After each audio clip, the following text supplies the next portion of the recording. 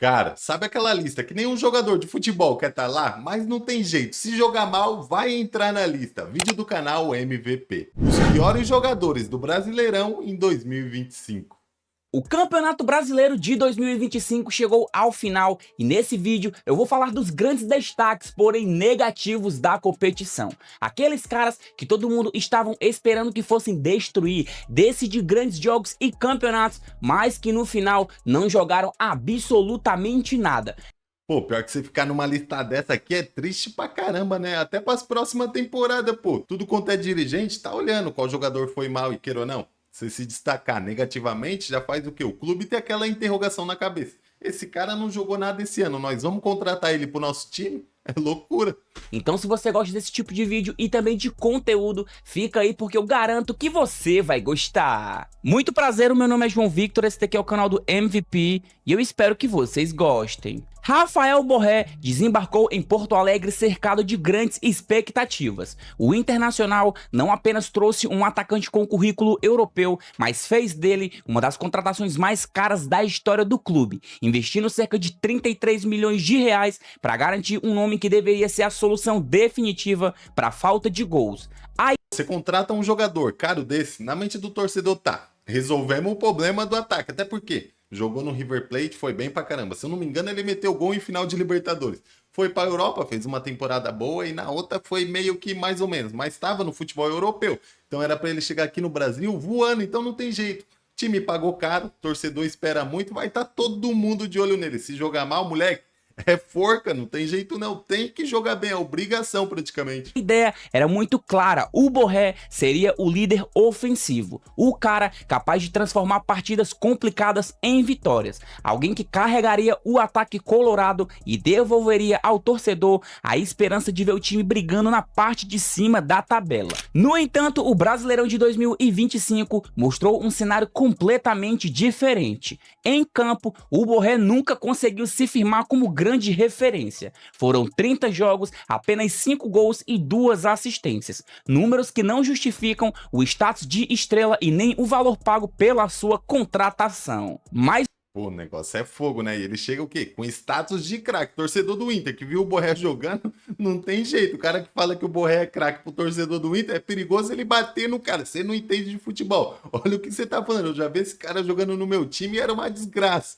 do que estatísticas negativas, o problema de fato foi a falta de impacto real dentro de campo. Em algumas partidas, o Borré parecia fora do ritmo da equipe e em momentos decisivos ele não apareceu. Ele teve uma dificuldade clara em se adaptar ao estilo de jogo aqui do futebol brasileiro. O torcedor esperava dele um jogador decisivo e com grande presença em jogos importantes, mas viu um atacante que muitas vezes parecia invisível dentro de campo. A decepção.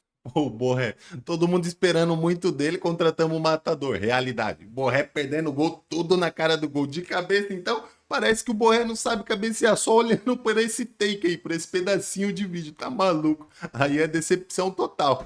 Não se resume apenas ao baixo rendimento individual. O fracasso do Borré simboliza a própria fragilidade de um projeto colorado em 2025 que deixou a desejar. No final, Isso daqui é verdade. Também não dá pra nós crucificar só o Borré. O que que aconteceu com o Inter? Na última rodada, o Inter deu uma sorte, pô. Ele quase cai pra Série B. Se não é essa combinação de resultado, ele não dependia nem mais dele. Então aí fica difícil também um atacante se destacar num time que tá mal organizado. Não dá pra jogar culpa só nenhum, não. final de tudo, o Borré custou muito dinheiro e entregou pouquíssimo dentro de campo, sendo um dos piores e principais responsáveis pelo quase rebaixamento do Internacional. Então, por todos esses motivos, eu decidi colocar ele aqui nessa lista.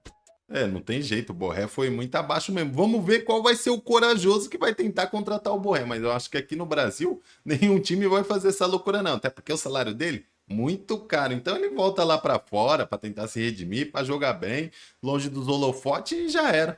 Apesar de nem estar mais no Internacional, outro jogador que decepcionou muito os colorados foi o Ener Valencia. Quando o atacante equatoriano chegou lá em 2023, a ideia era trazer um grande nome com muita bagagem europeia, uma liderança ofensiva e muitos gols decisivos. O Valencia, de fato, Cara, o pior é que teve uma época que ele chegou bem, né, no Internacional, o Ener Valencia. O cara jogava bola, pô, tava bem pra caramba, indo pra seleção. Só que também tem um negócio, o torcedor, cara, do futebol brasileiro, nós espera muitas vezes de um jogador que, tipo assim, o Valencia, ele tá com 36 anos de idade. Ele chegou no Inter, eu acho, com 33 para 34 anos. Não adianta nós querer esperar o que o Valencia jogava antigamente. Ele não tá com o mesmo futebol. Até porque se ele tivesse jogando o mesmo futebol, eles não iam vir pro Brasil, ia continuar na Europa. Então ele está vindo pro Brasil porque o futebol dele tá o quê? Caindo, tá caindo. Mas mesmo assim ainda tem futebol para queimar. Tem uns que vêm com o futebol meio abaixo e aqui no brasileiro ainda consegue ser acima. Tipo o Suárez, cara. Não tava dando lá mais na Europa, beleza. Veio pro Brasil e a temporada dele no Grêmio foi espetacular. Mas aí é um ou outro. Outros jogadores já não conseguem nem jogar bem aqui. Rames Rodrigues, que era craque lá fora, jogou em Real Madrid, jogou em Bayern de Munique, veio pro São Paulo, o cara era banco, não conseguia jogar bem. Vinha de boas temporadas no Fenerbahçe e carregava o status de maior artilheiro da seleção equatoriana, o que alimenta a expectativa de que ele seria o homem capaz de resolver os jogos mais complicados e dar ao Internacional a força ofensiva que faltava. A diretoria e a torcida enxergavam nele não apenas um reforço, mas de fato um grande protagonista, alguém que deveria assumir o papel de referência no ataque do time. No entanto, o Brasileirão de 2025 expôs uma realidade bem diferente. O Ener Valencia disputou apenas 14 partidas na competição antes de ir embora, marcando um mísero gol e não dando nenhuma assistência. Para um jogador que chegou com a missão de ser o grande cara decisivo, esses números são irrelevantes. O problema Ô, louco, hein? A diretoria do Inter também contratou os caras errados, né? Que também não tem como se prever, né? No caso do Borré, no caso do Valência, às vezes pode ser que dá certo. também foi a falta de impacto dentro de campo. Ele raramente conseguiu se impor contra as defesas adversárias. Parecia desconectado e não oferecia a presença ofensiva que de fato se era esperado. Em momentos cruciais, quando o Inter precisava de alguém para chamar a responsabilidade, o Valencia simplesmente não apareceu. Essa ausência de protagonismo foi sentida de uma forma intensa pela torcida. O investimento em um jogador de renome internacional, com um currículo sólido e experiência em grandes competições, não se traduziu em resultados. A cada rodada, crescia a sensação que o clube havia apostado em um nome que não conseguia entregar absolutamente nada dentro de campo. O contraste É, idade elevada, o cara já não conseguia entregar muita coisa, não. Eu pesquisei aqui uma pesquisa rápida para ver os números do Valência pelo Inter. Ele jogou 101 partida, ele meteu 31 gols, pô. Ainda ele meteu bastante gol até. E tem que ver contra quem foi esses gols, né? Se foi no Campeonato Gaúcho, se teve gol em partida importante. entre expectativa e realidade foi tão grande que o Ener Valencia começou a ser um dos mais criticados e até pediu para deixar a equipe lá na metade agora de 2025. Um cara que chegou com muitas expectativas e assim como o Borré era visto como um dos melhores atacantes do futebol brasileiro, simplesmente não entregou absolutamente nada em 2024 e agora em 2025 pior ainda. Então eu acho muito justo eu colocar o Valencia nessa lista, até porque eu achava ele um grande atacante no Fenerbahçe, mas aqui no futebol brasileiro, principalmente nesse ano, ele não jogou absolutamente nada. Tá, na opinião de vocês, o que que pega? O jogador jogar tanto em outros clubes lá fora e chega aqui no Brasil, os caras não conseguem, meu. Porque isso daí não era pra estar acontecendo, né? Jogador considerado acima da média, era pra eles chegar voando, no caso do Borré, no caso do Valência. O Valência ainda entra aquele papo que eu falei, já da idade e tal, mas o Borré esperava bem mais dele aqui no Brasil. Quando o Soteldo foi contratado pelo Fluminense, Cara, que é loucura. Eu vou falar um negócio aqui pra você, se duvidar. O Rogério Ceni, ele goleiro, fez gol pra caramba, uns 130 e pouco, se eu não me engano. O Soteldo não vai conseguir fazer mais gol que o Rogério Ceni. O Soteldo não faz gol, pô. O cara joga de atacante, ele passa o ano todo com 2 gols. Ele tava um ano sem marcar. Isso não existe, por cara. incríveis 30 milhões de reais, a torcida E o fogo é que ele é um jogador caro, né? Meu, é impossível. O Fluminense tá vendo que ele tá no Santos. O cara não faz gol, vive machucado, tá dando trabalho. O cara ali não influencia no jogo pro Santos melhorar. Vem o Fluminense e fala: vou contratar. Meu Deus do Esperava céu. muito mais do que apenas um jogador comum. Conhecido pela velocidade, drible curto e grande capacidade de desequilibrar defesas, o Soteldo carregava a missão de ser o articulador ofensivo, aquele cara que transformaria jogadas comuns em oportunidades de gol. A torcida acreditava que com a sua experiência e talento, ele poderia assumir o papel de um dos protagonistas e conduzir o Fluminense em um campeonato marcado pela competitividade insana. Só que na realidade, o que se viu foi um desempenho muito longe do esperado. Em 22 jogos no Brasileirão, contando Santos e Fluminense, o Soteldo só marcou 2 gols e deu 1 assistência. Tem como não, pô, o cara é atacante, atacante ele vive de gol. Você meter 2 gols em 20 e tantos jogos, sem contar o Campeonato Paulista também, que ele jogou pelo Santos, eu acho, se não tava machucado, né, porque o Soteldo tá no DM direto, cara. Números esses que não refletem o status de jogador decisivo, o qual lhe foi atribuído. Dentro de campo, a sua participação foi irregular. Até em algumas partidas, ele tentou assumir o protagonismo, mas na maioria das vezes não conseguia dar sequência nas jogadas, pecando em tomadas de decisão e se mostrando pouco efetivo no último terço do campo.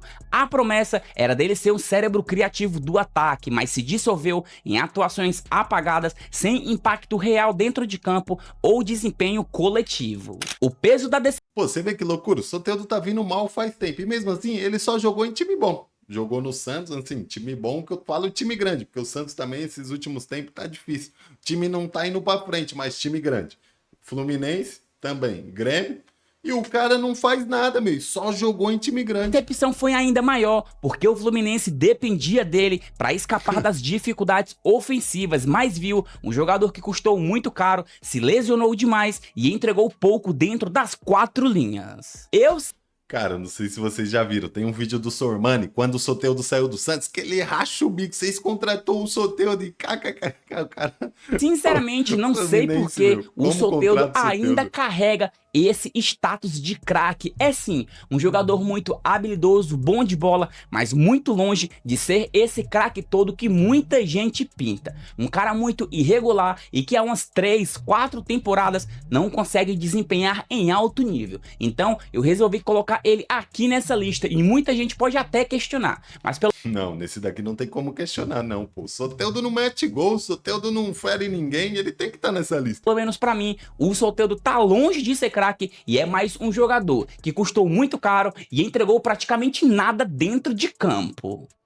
O Gabigol chegou no Brasileirão de 2025 carregando um peso que poucos jogadores no país podem carregar. Aqui também foi embaçado, hein? O Gabigol chegou no Cruzeiro e o pior é que o Gabigol trouxe maior esperança pro time pro torcedor do Cruzeiro, né? Todo mundo achava que ele chegou pra resolver o problema também do ataque. O que aconteceu? Você vê que o futebol, cara, é maneiro demais. Não tem como. Você contrata o Gabigol do Flamengo, já decidiu Libertadores e tudo, se bem que ele já não tava sendo mais aquela peça importante, né? Já tava no banco do Flamengo. Mas o presidente do Cruzeiro, quem trouxe ele, acreditava que ele podia fazer o diferencial pra equipe do Cruzeiro. Só que o que aconteceu? O Caio Jorge, moleque, fez o ano da vida dele, jogou muita bola. No começo ainda o Gabigol era titular, só que o menino tava pedindo passagem, metendo gol quando entrava, e todos os jogos que ele começou jogando, olha a temporada do Caio Jorge, pô, artilheiro do Brasileirão, jogou muito, foi convocado para a seleção brasileira, ele colocou o Gabigol no bolso, não teve o que fazer não, cara. E o fogo é que o salário do Gabigol era altíssimo e todo mundo esperava que ele fosse esse craque, que na real... Quem foi o craque do Cruzeiro nesse ano foi ali o Caio Jorge, junto com o Matheus Pereira, o Gabigol, nem coadjuvante, né? Ele virou banco. O de ser ídolo e referência máxima do Flamengo. A expectativa em cima do atacante era enorme. Mesmo vindo de temporadas irregulares, o Gabigol ainda tinha o status de artilheiro histórico, protagonista em títulos recentes e era símbolo da identidade rubro-negra. Isso também pega, né? Todo mundo quer fechar o olho, não quer ver o que tá acontecendo. Igual o Gabigol, ele já meteu muito gol, já foi decisivo, mas alguns anos atrás. Você tem que colocar tudo isso na balança. Se o jogador tá no banco de um clube, cara, alguma coisa tá acontecendo. O rendimento dele tá caindo. Então não adianta outro time contratar achando que tá contratando o Gabigol de 2019. Você não tá. Você tá contratando o Gabigol de 2024, que jogou no Flamengo, você pode jogar no seu time em 2025. Cruzeiro Então não- depositou nele a ninguém tá sendo confiança enganado. de que ele poderia retomar o protagonismo, de ser o cara decisivo em jogos grandes e liderar o ataque em uma campanha de título nacional. A narrativa era de total redenção. O Gabigol teria a chance de provar que ainda era capaz de ser aquele centroavante temido, o jogador que decidia campeonatos e aquele cara que há pouco tempo atrás era convocado para a seleção brasileira. Porém, o que a gente viu foi uma temporada marcada pela apatia e pela falta de impacto real dentro de campo. Em 30 partidas no Brasileirão, o Gabigol só marcou 6 gols e deu 2 assistências. Números horríveis e completamente diferentes do que a gente esperava de um atacante com o seu histórico e qualidade. Em campo, ele parecia sem intensidade e sem a explosão que o caracterizou em anos anteriores, sendo incapaz de se impor contra defesas adversárias. A cada rodada, crescia a sensação de que o jogador havia perdido o seu protagonismo, se tornando apenas mais um nome qualquer no campeonato. O Gabigol, que Cara, em questão de algum time querer apostar no Gabigol, vocês acham que vale a pena? Na minha opinião mesmo, é que depende muito, né? Você correr o risco. Mas dá, pô, pra arriscar no Gabigol. Só que tem que parar com esse salário aí que ele tá, pô. Vai ficar pagando 3 milhões, achando que é o Gabigol de 2019 que decide tudo? Não é. É vir aqui, ó, Gabigol, você quer ficar aqui? R$ 1 milhão. Se você vir meter 10 gols, 15 no ano que vem nós sobe seu salário. Agora não, quer trazer o Gabigol para ser o protagonista? Aí já é loucura. Ele é mais um ali no elenco. Se você tiver com um time fechadinho, eu acho que ainda ele consegue bem. por muito tempo foi considerado um dos melhores, ou talvez o melhor centroavante do futebol sul-americano, viveu uma temporada de coadjuvante, ficando na sombra dos melhores jogadores do Cruzeiro de fato, que foi o Matheus Pereira e também o Caio Jorge, que foi o titular absoluto e colocou o próprio Gabigol para ficar no banco de reserva praticamente o campeonato inteiro. O Gabigol entra muito mais nessa lista, eu acho, por causa do salário dele, tá ligado? Ele ganha muito dinheiro. Então, um cara que ganha muito, ele tem que estar lá pra resolver, ele tem que ser o cara, mas não teve como, pô. Foi a temporada do Caio Jorge. Ia fazer o quê? Pôr o Gabigol no lugar do Caio Jorge, sem ele estar jogando? O Caio Jorge foi um dos melhores do Brasil esse ano. Então, pelo valor que foi pago, o Gabigol recebe um salário de quase 3 milhões de reais. Esses números de 6 gols e 2 assistências em 30 jogos parecem ridículos, porque o cara chegou com o status de craque, de estrela do time, mas praticamente não fez diferença nenhuma. Pô, e ainda ele teve aquela oportunidade, né, de fazer a diferença ali naquele pênalti na Copa do Brasil, mas também, pô, nós crucificamos isso. Só que ele entrou frio no jogo, não tocou na bola, e tava com a responsa de bater o último pênalti, o mais decisivo, ainda em cima do Hugo, que cata pênalti, então não era uma missão fácil não, deu ruim pra ele, e o clima dele no Cruzeiro tá horroroso. Vamos ver onde o Gabigol vai parar, e se vai ter algum clube da Série A que quer apostar nele. Já o Cebolinha iniciou 2025. Ó, sei não, hein, mano. Cebolinha nessa lista aqui é paia, cara. Cebolinha, mano, não. Cebolinha não podia estar nessa lista aqui, não. Com a missão de ser uma peça-chave no ataque do Fluminense, mas terminou a temporada Do Fluminense. Pior que o Fluminense tá querendo ele mesmo agora. como uma das maiores decepções individuais do Brasileirão. A expectativa em torno dele era gigante, até porque o discurso que a torcida do Flamengo tinha era de que o Cebolinha poderia reencontrar o futebol que o consagrou tanto no Grêmio como na seleção brasileira. Os torcedores esperavam que a sua capacidade de drible, velocidade e chegada ao gol fossem armas fundamentais para desequilibrar partidas, especialmente em um elenco já recheado de estrelas. Ele deveria ser aquele ponta incisivo, aquele cara que abre as defesas adversárias e oferece alternativas ofensivas quando o time encontra dificuldades. Só que mais uma vez, o Cebolinha teve um desempenho muito abaixo do esperado. Em 23 jogos no Brasileirão, ele pouco contribuiu, só marcou um gol e deu 3 assistências.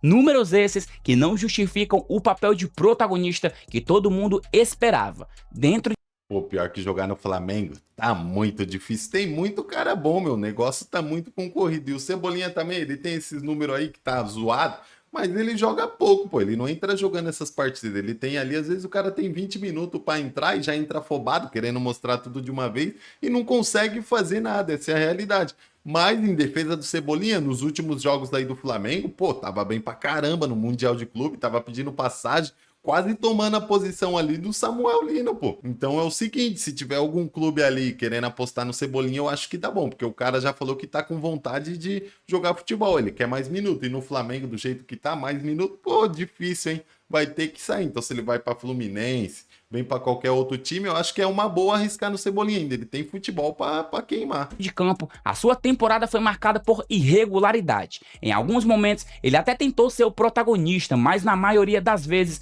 não conseguia dar sequências nas jogadas. A frustração foi muito grande porque o clube e também os torcedores apostavam nele para manter a profundidade ofensiva e variar o repertório de jogadas. Na temporada, o Cebolinha, que deveria ser uma das grandes soluções do time, acabou sendo um dos grandes problemas, acumulando críticas e deixando claro que não conseguiu corresponder ao papel que lhe foi dado. O Flamengo, novamente, viu um jogador que custou muita grana, que por mês é um jogador com um salário muito alto, não fazer mais uma boa temporada. E eu acredito que essa foi a última temporada do Cebolinha no Flamengo, porque há muito tempo ele não vem entregando absolutamente nada. Entra um jogo ali, um jogo que joga até bem, mas muito longe das expectativas que os torcedores têm em cima dele e daquele cara que brilhou com o Grêmio e também na seleção. Mas na O Cebolinha, será que ele sai do Flamengo, cara? Acho que ele vai procurar novos áreas, porque ele queria jogar no Flamengo, ele não vai conseguir jogar não. Toda hora chega cara bom e provavelmente vai chegar mais. O time do Flamengo contou muita grana esse ano com os títulos que ganhou, pô. Vai ficar mais difícil ainda pra ele. sua opinião, o Everton Cebolinha deveria permanecer no Flamengo ou já tá na hora dele vazar? Deixa a sua opinião aqui nos comentários. Contratado por inacreditáveis 32 milhões de reais, vindo do Bahia, Pô, isso daqui é loucura demais. O que o Santos tem na cabeça, moleque? Contratou o Tassiano pra ser o protagonista. Meu, até hoje eu sou santista. Eu não sabia do que o Tassiano jogava. Que se era centroavante, sei lá do que, mano. O Tassiano não dá, cara. O Tassiano e o Tiquinho Soares, esse ano, pelo amor de Deus, o único jogo que o Tassiano jogou bem foi o último contra o Cruzeiro, que ele meteu 2 gols. Nos outros, tá maluco. o Tassiano chegou ao Santos para ser uma das grandes referências ofensivas do clube em 2025. A equipe acreditava que o Tassiano poderia oferecer equilíbrio entre marcação e chegada ao ataque, funcionando Ele ofereceu, sim. Ele ofereceu tudo isso.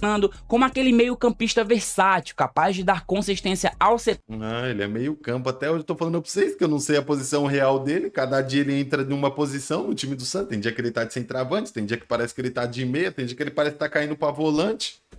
E ainda contribuir com gols e assistências. A ideia era de que ele fosse um jogador de confiança, alguém que desse sustentação ao time em um campeonato longo e bem exigente, ajudando a aliviar a pressão sobre os atacantes e oferecendo alternativas ofensivas vindo mais de trás. Só que, meus amigos, o Tassiano foi um dos piores custos-benefícios desse Brasileirão. Em 19 jogos, ele só marcou 3 gols e não deu nenhuma assistência. Números que evidenciam a sua pouca ou quase inexistente influência no ataque. Mas deixa aqui nos comentários se vocês concordam ou Pô, vídeo bravo aí do MVP, tá maluco? Vou te falar, os dirigentes, os caras que faz ali, que analisa pra ver que jogador vai contratar, pô, eles têm que se preparar mais, sei lá, pesquisar mais os últimos anos do jogador, se ele vai conseguir entregar aquilo mesmo. Porque é muita contratação errada, é pagando muito dinheiro pra esses jogadores pra eles não entregar absolutamente nada. Aí é fogo, cara. Quebra o clube de verdade, rapaziada. Se vocês gostaram aí do react, curte, comenta, se inscreve no canal, vai me dar aquela moral enorme. Tamo junto e até o próximo vídeo.